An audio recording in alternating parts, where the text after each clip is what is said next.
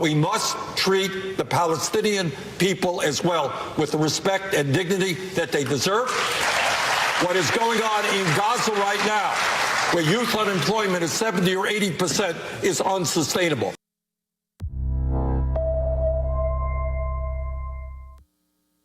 Welcome to the Real News Network. I'm Shir Hever, coming to you from Heidelberg, Germany.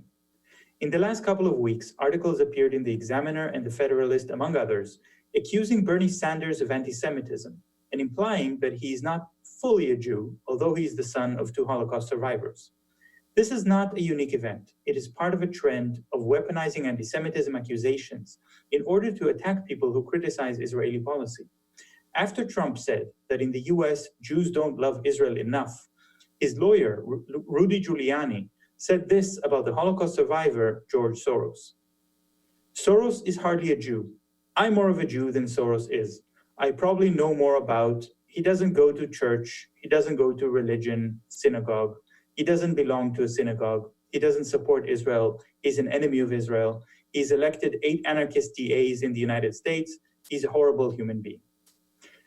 So, a new article published in the New Arab argues that behind these accusations is a thinly veiled Islamophobia and xenophobia. The article is titled, "Accusing Bernie Sanders of Anti-Semitism is Nothing But Thinly Veiled Islamophobia." And the author is Professor Sahar Aziz, who is joining us now. Professor Sahar Aziz teaches law and social justice at the Rutgers Law School. She's the director of the Center for Security, Race and Rights, and her upcoming book is titled, "Whoever Sees an Evil, Muslim Americans' Human Rights Advocacy" by Oxford Research Encyclopedia of Religion. Thank you very much for joining us, Sahar. Thank you for inviting me. So Jewish activists have always been central to the human rights movement, including when it comes to Palestinian rights. And for Muslim activists who are frequently accused of anti-Semitism, and this is not new, joining forces with progressive Jewish groups and politicians is sometimes also a way to ensure their legitimacy. So do you think that the attacks on Jews who stand with Muslims actually aren't intended to target those progressive Jews, but rather to isolate the Muslim activists? I think they're aimed for both of them. What's happened recently in the last 10, arguably 15 years is a major transition in the Jewish American community, where you have a young generation coming of age that has realized that the United States policies on Israel is contradictory to their own Jewish values. And it has become more and more mainstreamed among these young Jewish American progressives who are also very sensitized to anti-Black racism, anti-Latinx xenophobia, Islamophobia. And so they're starting to see the connections between all of these phobias against minority groups and what Israel is doing, and more importantly, the U.S.'s complicity in Israeli state abuses of Palestinians. So you have this convergence of Jewish American youth in particular, and then the rise and growth of Muslim American youth who are now coming of age and wanting to influence U.S. foreign policy as well. So I want to get back to this point about all the phobias that you mentioned. I think that's a very important issue. But first, can you identify where are these accusations of anti-Semitism coming from? Is this just a natural thing for right-wingers and racists to do when they want to hide their own racism as they come after immigrants and Muslims while pretending to be protecting Jews? Or is this actually a coordinated campaign to change the discourse on race? And if so, coordinated by whom?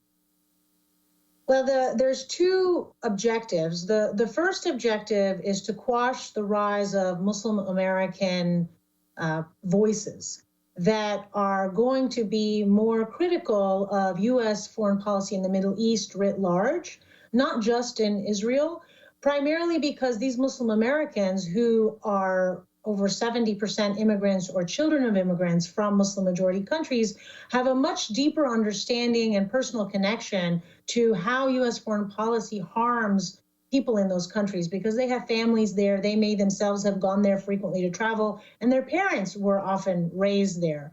So they, as they come of age, as they accumulate wealth, as they run for political office, they are starting to have different perspectives or bring in different perspectives into U.S. foreign policy. And so that is starting to challenge what has otherwise been a monopoly over U.S. foreign policy in the Middle East, particularly with the Arab-Israeli conflict, by Zionists who tend to be on the far right of the political spectrum. So now these far-right Zionists are finding competition among Muslim Americans of various national origins. Some of whom are African American, some of whom are Pakistani American, Middle East American, as well as these younger Jewish American progressives who are joining forces and saying, what we're doing in the Middle East, in Israel, as well as other Arab countries, is not keeping America safe. It's a violation of human rights. It's a violation of our progressive values. Now, it's much easier to accuse Muslims of anti-Semitism because part of the Islamophobic trope is that Muslims are inherently anti-Semitic. And that is a fallacy. And it is a product of these far-right Zionist politics, which use the trope that Muslims are inherently anti-Semitic, they all hate Jews, and therefore you shouldn't listen to anything they say when it comes to Arab-Israeli issues, because they just want to annihilate all Jews, which is palpably false. And if you look before 1948, the Jews who were treated the most humanely were those that were in North Africa and the Middle East. Many of them fled to those areas from very violent anti-Semitic aggression. So much of the conflict between Jews and Muslims in the region is really about the issue of statehood, right? It's more of a political issue. It is not a religious conflict per se. Now, so that's one reason why it's easier to accuse Muslims of being anti-Semitic. But I think the other objective is to delegitimize people like Bernie Sanders, who represent the progressive Jewish American voice and who has a strong following among younger Jewish Americans in the United States. And so that is more about competition over who gets to control the narrative coming out of the media and who gets to control U.S. foreign policy. But I think it's much harder, in my opinion, to accuse Bernie Sanders of anti-Semitism in light of not only his identity, but the fact that he's the son of Holocaust survivors, than it is to accuse Rashida Tlaib, Linda Sarsour, Ilhan Omar, Zahra Billoo, all of these notably women, Muslim Americans, who have been working with Bernie Sanders and many Jewish American progressive organizations like Jewish Voice for Peace. And so what they're doing is they're using that cover because they know that it's more believable to the American public that Muslims are anti-Semitic. You've actually already partially answered my next question, but I still want to get back to it specifically because of these three women that you mentioned. So the alt-right and the new wave of populist right wing, which is not just emerging in the United States, but all over the world, is really accumulating those phobias. It's accumulating enemies.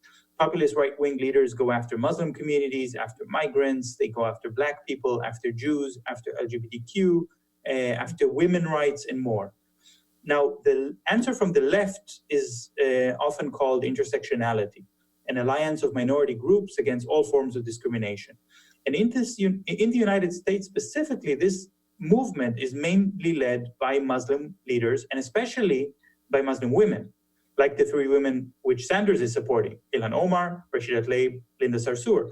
So why do you think that Muslim women play such a major role in the movement? You already said something about Muslims who have family experiences about the effects of U.S. foreign policy in their own in the countries from which they come. But that doesn't explain why women are taking the center stage. It's a great question. So I've written two pieces on this issue. One is called Coercive Assimilationism, the perils of Muslim women's identity performance in the workplace. And the other one is called From the Oppressed to the Terrorist, Muslim Women Caught in the Crosshairs of Intersectionality, both of which are on my ssrn.com page. And in those articles, I explain how women, Muslim women, similar to African-American women during the civil rights era, are in this paradox where, on the one hand, there are internal misogynistic practices within Muslim communities, just as there are within any faith communities, any race or ethnic communities. But on the other hand, there has been a very systematic, structurally based attack on Muslim American communities, particularly since 9/11. And so they're finding themselves in this situation where they are, at least internally, having to stay silent in terms of dealing with their internal issues on gender, and on the other hand, having to protect the communities and stand by the communities in order to protect their own children, their own families, and their own husbands and fathers. And this is where gender comes in again. Most of us are familiar with the terrorist other stereotype, right? That Muslims are inherently violent and they're terrorists, and that is the stereotype that has stuck and has become deeply entrenched. Now, that stereotype is gendered as male. And that has paradoxically granted Muslim women more credibility in the public sphere and in the public discourse in the United States, because it is not as common to call Muslim women terrorists. Now, they may be accused of harboring terrorists, sympathizing with terrorists, but oftentimes there's another stereotype that's Islamophobic, which is that Muslim women are oppressed by their male Muslim relatives, that Muslim women are meek. So the liberal Islamophobic paradigm is to liberate Muslim women and give them a platform and give them a voice, because surely if we don't give it to them, then they won't have one, because the stereotype is that their own communities are misogynistic. So I think that's what explains in part how these women have been able to be at the forefront of combating Islamophobia, because the liberals in particular have encouraged them to do so, have given them the space, and they have taken up the opportunity and proven, I think, very clearly that Muslim women are not oppressed as a group, that Islam is not misogynistic, they're highly educated, they're highly sophisticated, they're highly articulate. But I do think that oftentimes the reason why the public embraces them is because the public is anti-male Muslim more than it is anti-female Muslim. And it's also very patronizing towards Muslim women. But that being said, I think it's a fascinating phenomena that they have been the ones that have also been attacked by people accusing Bernie Sanders and others of anti-Semitism, and many of those attacks are quite gendered. So they are attacks on them with slurs and discourse that is very gendered, threatening them of rape, threatening them of murder, other types of physical threats, which I think is also because they see them as vulnerable women.